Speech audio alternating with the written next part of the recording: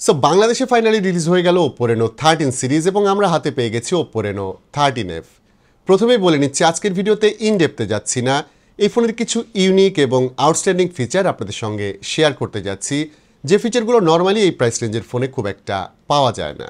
First thing first, বিল্ডের ক্ষেত্রে এই ফোনের রিয়ার সাইডে ব্যবহার করা হয়েছে গ্লাস, বাট ইন্টারেস্টিং বিষয় হলো রিয়ার সাইডটি ইউনিবডি ডিজাইনের, অর্থাৎ পুরো পোর্শনটি including camera island single piece থেকে তৈরি করা, অর্থাৎ এখানে কিন্তু কোনো ধরনের জোড়া থাকছে না, যেটা এই প্রাইস রেঞ্জের ফোনের ক্ষেত্রে খুবই আনকমন।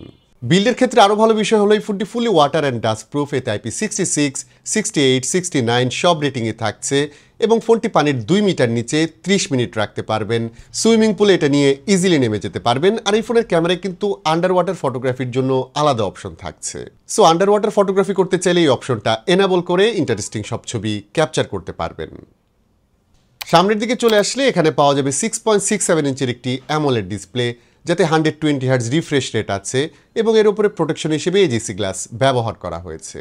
বেজেল এবং চিনের ক্ষেত্রে তিন পাশে খুবই ন্যারো বেজেল দেখা যাবে, তবে চিনের সাইজ কিছুটা ঠিক, এটা খুব বেশি এরকম না, আমার কাছে অ্যাকসেপ্টেবল মনে হয়েছে। আর ওপরের যে ছোট পাঁচ হোল থাকছে সেখানে এখন লাইভ অ্যালার্ট দেখা যাবে, এটা একটু কপি পেস্ট টাইপ হয়ে গেছে, বাট আমার কাছে এটা বেশ কাজের মনে হয়েছে। ব্রাইটনেসের ক্ষেত্রে এই ডিসপ্লেতে আমরা হাই ব্রাইটনেস মোডে পাচ্ছি 1200 নিটস এবং রেগুলারেতে 600 নিটস পাওয়া যাবে, এবং সব মিলিয়ে কালারের দিক থেকে কিংবা স্মুথনেসের দিক থেকে এই ডিসপ্লেটা ভালো ছিল। তবে এই ডিসপ্লেতে কিন্তু HDR সাপোর্ট থাকছে না, যেটা থাকলে খুবই ভালো হতো। বাট ওভারঅল এই অ্যামোলেড ডিসপ্লের কালার রিপ্রোডাকশন খুবই ভালো ছিল, এতে 100% DCI-P3, 100% sRGB কাভারেজ থাকছে। ইন্টারনালসের ক্ষেত্রে এই ফোনের হাইলাইটেড বিষয় হচ্ছে এর বিশাল সাইজের ব্যাটারি। Reno 13F এ থাকছে 5800 মিলিঅ্যাম্পায়ার ব্যাটারি। নর্মালি যেখানে 5000 মিলিঅ্যাম্পায়ার ব্যাটারি এখন স্ট্যান্ডার্ড, সেখানে কিন্তু এতে আরও কিছুটা বড় ব্যাটারি থাকছে, সো ব্যাকআপ এতে অবশ্যই কিছুটা বেশি পাওয়া যাবে। এবং ব্যাটারির তুলনায় ফোনের থিকনেস কিন্তু খুব একটা বাড়েনি, এই ফোনের থিকনেস হচ্ছে 7.76 মিলিমিটার এবং ওয়েট হচ্ছে 192 গ্রামের মতো, সো ফোনটা হ্যান্ডেল করা একদমই ইজি ছিল।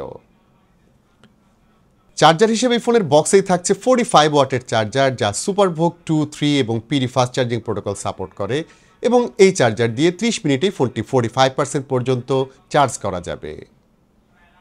এসওসির ক্ষেত্রে এই ফোনে আমরা পাচ্ছি Helio G100, সাথে থাকছে 8GB র্যাম, স্টোরেজ থেকে আরও 8GB এখানে অ্যাড করতে পারবেন, এবং স্টোরেজ হিসেবে এই ফোনে থাকছে UFS 2.2 টাইপের স্টোরেজ, যার সাইজ হচ্ছে 256GB। এই ফোনের সিনথেটিক বেঞ্চমার্ক স্ক্রিনেই দেখতে পাচ্ছেন, যেটা থেকে মোটামুটি একটা আইডিয়া নিতে পারবেন। আমরা এখনও এই ফোনটি ইন্টেন্সিভলি ইউজ করিনি, বাট ইনিশিয়ালি এর পারফরমেন্স অপটিমাইজেশন আমার কাছে সলিড মনে হয়েছে। আর এই ফোনের হার্ডওয়্যার সফটওয়্যার অপটিমাইজেশনের জন্য থাকছে ট্রিনিটি ইঞ্জিন, সো ওভারঅল এই ফোন রেগুলার অ্যাপ থেকে শুরু করে গেমিংয়েও বেটার এক্সপিরিয়েন্স দেবে। সফটওয়্যারের ক্ষেত্রে Reno 13 সিরিজে অনেক নতুন জিনিস থাকছে, AI বেসড অনেক ফিচার পাওয়া যাবে। আউট অফ দ্য বক্স এই ফোনে থাকছে Android 15 on top of ColorOS 15, so Android 15 এর নেটিভ যেসব ফিচার সেগুলো কিন্তু এখানে পাওয়া যাবে, like circle to search, integrated Gemini, এবং ইন্টারেস্টিং লেগেছে UI এর যে সাইড বার, ফিচারের দিক থেকে সেটা আগের চেয়ে অনেক বেশি রিচ, এবং সিস্টেম ওয়াইড AI ফিচারগুলো এখানে পাওয়া যাবে। যেমন কোনো ওয়েবসাইটে গেলে আর্টিকেল সামারাইজ করা যাবে, মেইল ওপেন করলে AI রাইটার, AI স্পিকের মতো অপশন পাওয়া যাবে। এছাড়া এই সাইড বার থেকে AI স্ক্রলিংয়ের মতো অপশনও অ্যাক্টিভেট করতে পারবেন। ক্যামেরা এবং ফটোস অ্যাপে গেলে এখন ভরপুর ফিচার পাওয়া যাবে, এতে আগের মতো ডেডিকেটেড AI স্টুডিও অ্যাপ থাকছে, যেখানে ফটো রিক্রিয়েট করা যাবে, প্লাস ফটো অ্যালবামে গেলে এখন পাওয়া যাবে AI এডিটর, যেখানে enhance clarity, AI eraser, unblur, reflection রিমুভারের মতো ফিচার পাওয়া যাবে। এগুলো AI বেসড, সো ইরেজের ক্ষেত্রে জেনারেটিভ ফিচার পাবেন, এবং কিছু ছবির ক্ষেত্রে জেনারেটিভ AI আউটস্ট্যান্ডিং ছিল।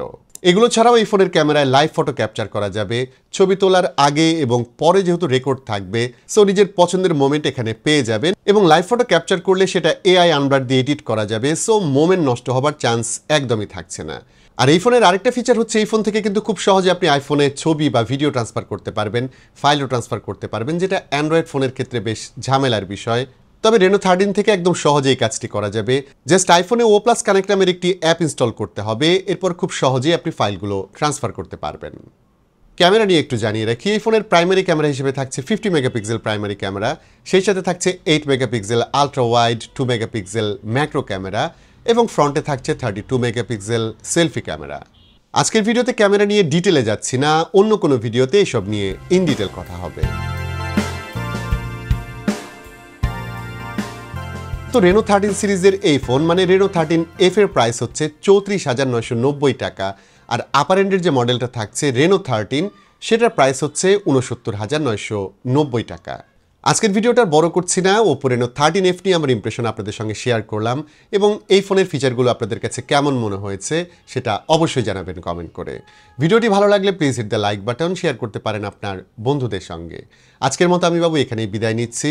সবাই ভালো থাকবেন, অনেক ভালো।